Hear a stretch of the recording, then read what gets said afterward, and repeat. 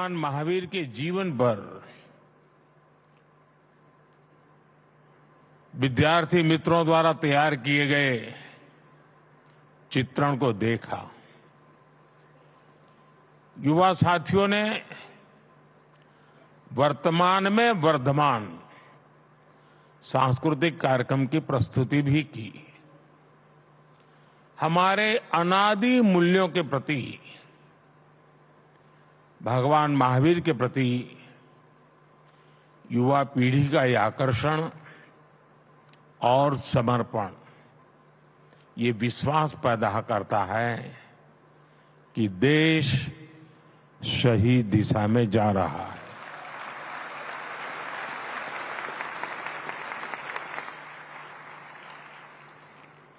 इस ऐतिहासिक अवसर पर मुझे विशेष डाक टिकट और सिक्के रिलीज करने का सौभाग्य भी मिला है। ये आयोजन विशेष रूप से हमारे जैन संतों और साथियों के मार्गदर्शन और आशीर्वाद से संभव हुआ है और इसलिए मैं आप सभी के चरणों में प्रणाम करता हूं। मैं समस्त देशवासियों को महावीर जयंती के इस पवित्र अवसर पर अपनी शुभकामनाएं देता हूं। आप सब तो जानते हैं, चुनाव की इस भागदौड़ के बीच इस तरह के पुण्य कार्यक्रम में आना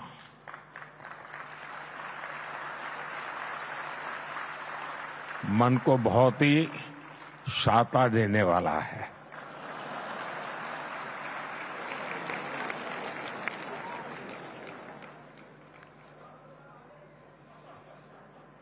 पूज्य संतगण, आज इस अवसर पर मुझे महान मार्गदर्शक, समाधिस्थ आचार्य श्री 108 विद्यासागर जी महाराज का स्मरण होना स्वाभाविक है। पिछले ही वर्ष छत्तीसगढ़ के चंद्रागिरी मंदिर में मुझे उनका सानिध्य मिला था। उनका भौतिक शरीर भले ही हमारे बीच नहीं है, लेकिन उनके आशीर्वाद जरूर हमारे साथ है। साथियों, भगवान महावीर का ये 2550वां निर्वाण महोत्सव हजारों वर्ष का एक दुर्लभ अवसर है। ऐसे अवसर स्वाभाविक रूप से कई विशेष संयोगों को भी जोड़ते हैं। ये वो समय है जब भारत अमृत काल की शुरुआती दौर में है। देश आजादी के शताब्दी वर्ष को स्वर्णिम शताब्दी बनाने के लिए काम कर रहा है। इस साल हमारे संविधान को भी 75 वर्ष होने जा रहे हैं। इसी समय देश में एक बड़ा लोकतांत्रिक उत्सव भी चल रहा है। देश का विश्वास है कि यहीं से भविष्य की नई यात्रा शुरू होगी।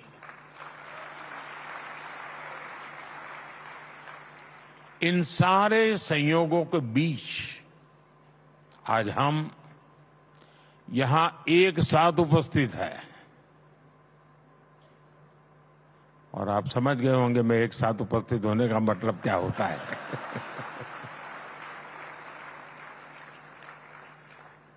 मेरा आप लोगों से जुड़ा बहुत पुराना है। हर फिरके की अपनी एक दुनिया है। भाई और बहनों, देश के लिए अमृतकाल का विचार ये केवल एक बड़ा संकल्प ही ऐसा नहीं है।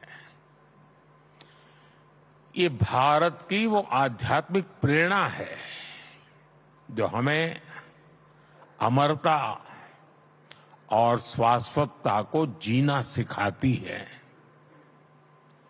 हम 2500 वर्ष बाद भी आज भगवान महावीर का निर्वाण दिवस मना रहे हैं और हम ये जानते हैं कि आगे भी कई हजार वर्ष बाद भी ये देश भगवान महावीर से जुड़े ऐसे उत्सव मनाता रहेगा।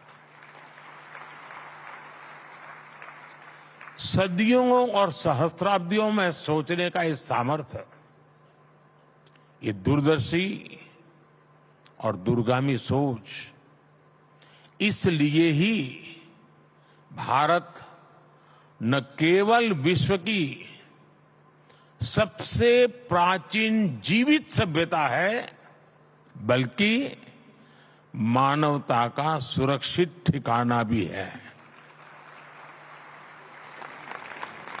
ये भारत ही है जो स्वयं के लिए नहीं, सर्वम के लिए सोचता है। ये भारत ही है जो स्व की नहीं, सर्वस्व की भावना करता है। ये भारत ही है जो अहम नहीं, वयम की सोचता है। ये भारत ही नहीं जो इति नहीं, अपरिमित में विश्वास करता है। ये भारत ही है जो नीति की बात करता है, नेति की भी बात करता है।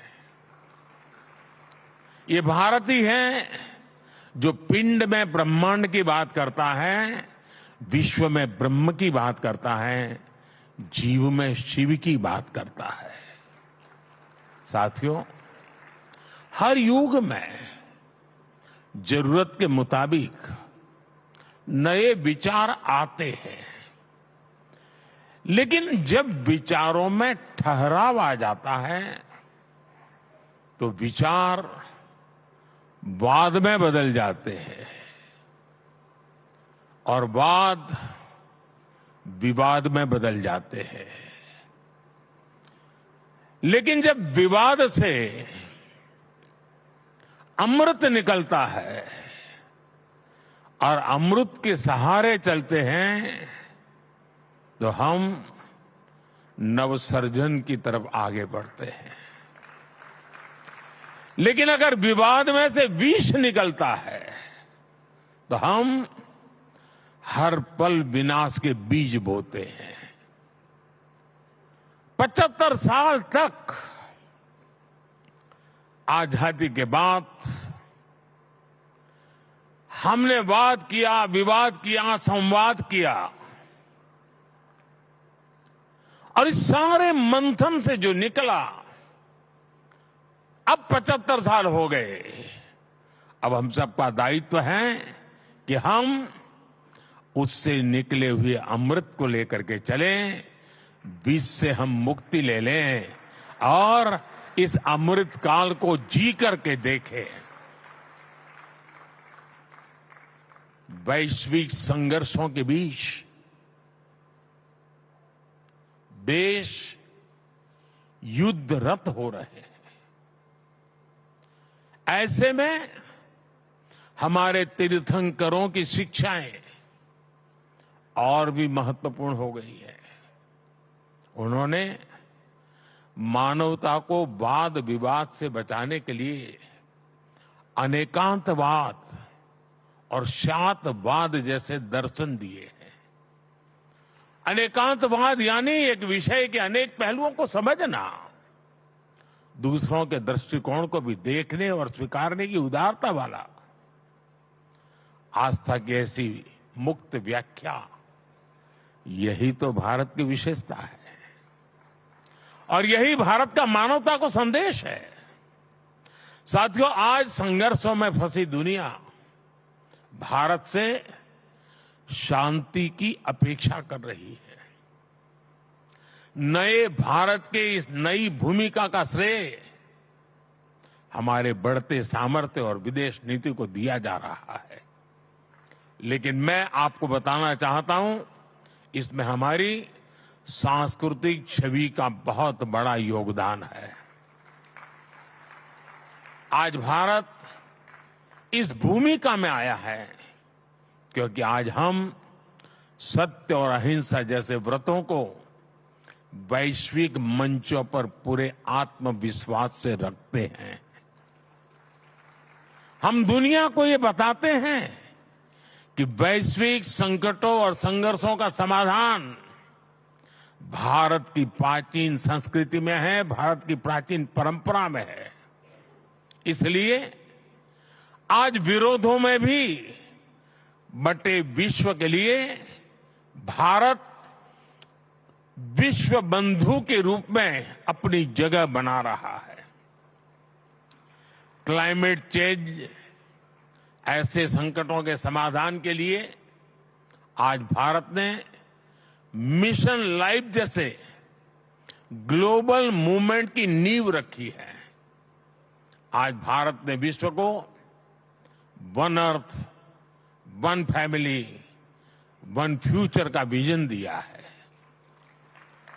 क्लीन एनर्जी और सस्टेनेबल डेवलपमेंट के लिए हमने वन वर्ल्ड, वन सन, वन ग्रिड का रोड मैप दिया है। आज हम इंटरनेशनल सोलर अलायंस जैसे फ्यूचरिस्टिक ग्लोबल इनिशिएटिव का नेतृत्व कर रहे हैं। हमारे इन प्रयासों से दुनिया में एक उम्मीद ही नहीं जगी है, बल्कि भारत की प्राचीन संस्कृति को लेकर विश्व का नजरिया भी बदला है। साथियों, जैन धर्म का अर्थ ही है जीन का मार्ग, यानी जीतने वाले का मार्ग। हम कभी दूसरे देशों को जीतने के लिए आक्रमण करने नहीं आए। हमने स्वयं में सुधार करके अपनी कमियों पर विजय पाई है। इसलिए मुश्किल से मुश्किल दौर आए, लेकिन हर दौर में कोई न कोई ऋषि, मनीषी हमारे मार्गदर्शन के लिए प्रकट हुआ। बड़ी बड़ी सभ्यताएं नष्ट हो गई, लेकिन भारत ने अपना रास्ता खोज ही लिया। भाई और बहनों, आप सबको याद होगा, केवल 10 साल पहले ही हमारे देश में कैसा माहौल था। चारों तरफ निराशा, हताशा। ये मान लिया गया था कि देश का कुछ नहीं हो सकता। भारत में ये निराशा भारतीय संस्कृति के लिए भी उतनी ही परेशान करने वाली बात थी। इसलिए 2014 के बाद हमने भौतिक विकास के साथ ही विरासत पर गर्व का संकल्प भी लिया। आज हम भगवान महावीर का 2550वां निर्वाण महोत्सव मना रहे हैं। इन 10 वर्षों में हमने ऐसे कितने ही बड़े अवसरों को सेलिब्रेट किया है। हमारे जैन आचार्यों ने मुझे जब भी आमंत्रण दिया, मेरा प्रयास रहा है कि उन कार्यक्रमों में भी जरूर शामिल रहूं। संसद के नए भवन में प्रवेश से पहले मैं मिच्छामि दुक्कडम कहकर अपने इन मूल्यों को याद करता हूं। इसी तरह हमने अपनी धरोहरों को संवारना शुरू किया। हमने योग और आयुर्वेद की बात की। आज देश की नई पीढ़ी को यह विश्वास हो गया है कि हमारी पहचान हमारा स्वाभिमान है। जब राष्ट्र में स्वाभिमान का ये भाव जग जाता है तो उसे रोकना असंभव हो जाता है। भारत की प्रगति इसका प्रमाण है। साथियों, भारत के लिए आधुनिकता शरीर है, आध्यात्मिकता उसकी आत्मा है। अगर आधुनिकता से आध्यात्मिकता को निकाल दिया जाता है तो अराजकता का जन्म होता है, और आचरण में अगर त्याग नहीं है तो बड़े से बड़ा विचार भी विसंगति बन जाता है। यही दृष्टि भगवान महावीर ने हमें सदियों पहले दी थी। समाज में इन मूल्यों को पुनर्जीवित करना आज समय की मांग है। भाई और बहनों, दशकों तक हमारे देश ने भी भ्रष्टाचार की त्रासदी को सहा है। हमने गरीबी की गहरी पीड़ा देखी है। आज देश जब उस मुकाम पर पहुंचा है कि हमने 25 करोड़ देशवासियों को गरीबी के दलदल से बाहर निकाला है। आपको याद होगा, मैंने लाल किले से कहा था और अभी पूज्य महाराज जी ने भी कहा, यही समय है, सही समय है।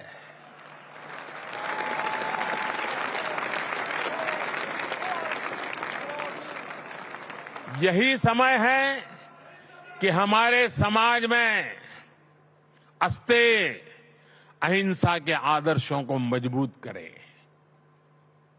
मैं आप सभी संत गणों को भरोसा देता हूं, देश इस दिशा में हर संभव प्रयास जारी रखेगा। मुझे विश्वास भी है कि भारत के भविष्य निर्माण की इस यात्रा में आप सभी संतों का सहयोग देश के संकल्पों को मजबूत बनाएगा, भारत को विकसित बनाएगा। भगवान महावीर के आशीर्वाद 140 करोड़ देशवासियों का और मानव मात्र का कल्याण करेंगे।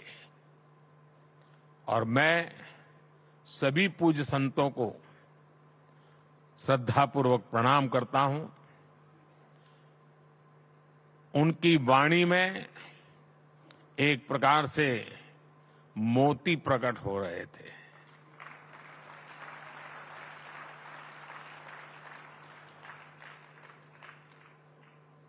चाहे नारी सशक्तिकरण की बात हो,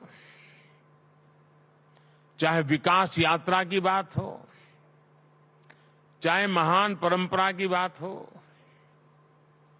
सभी पूज्य संतों ने मूलभूत आदर्शों को रखते हुए वर्तमान व्यवस्थाओं में क्या हो रहा है, क्या होना चाहिए, बहुत ही कम समय में बहुत ही अद्भुत तरीके से प्रस्तुत किया। मैं इसके लिए उनका हृदय से बहुत बहुत आभार व्यक्त करता हूं और मैं उनके एक एक शब्द को आशीर्वाद मानता हूं। वो मेरी में बहुत बड़ी पूंजी है और देश के लिए उनका एक एक शब्द प्रेरणा है। ये मेरा कन्विक्शन है। अगर शायद ये चुनाव का माहौल न होता तो शायद मैं भी कुछ और मिजाज में होता।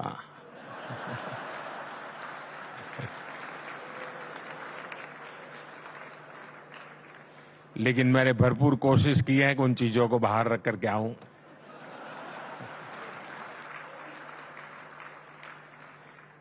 मैं तो नहीं लाया, लेकिन आप जरूर लेके आए हैं।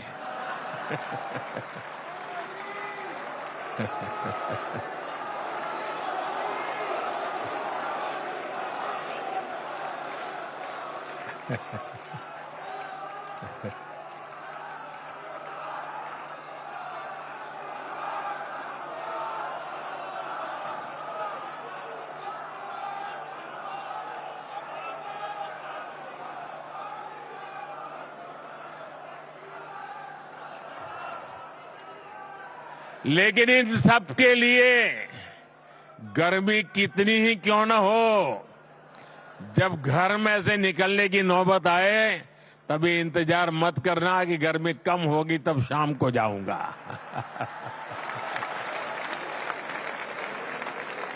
सुबह सुबह ही जाइए। और कमल का तो हमारे सभी संतों महंतों भगवंतों के साथ सीधा सीधा जुड़ाव है।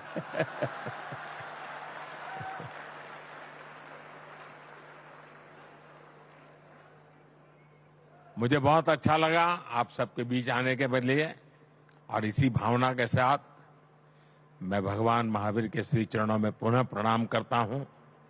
मैं आप सब संतों के चरणों में प्रणाम करता हूं। बहुत बहुत धन्यवाद।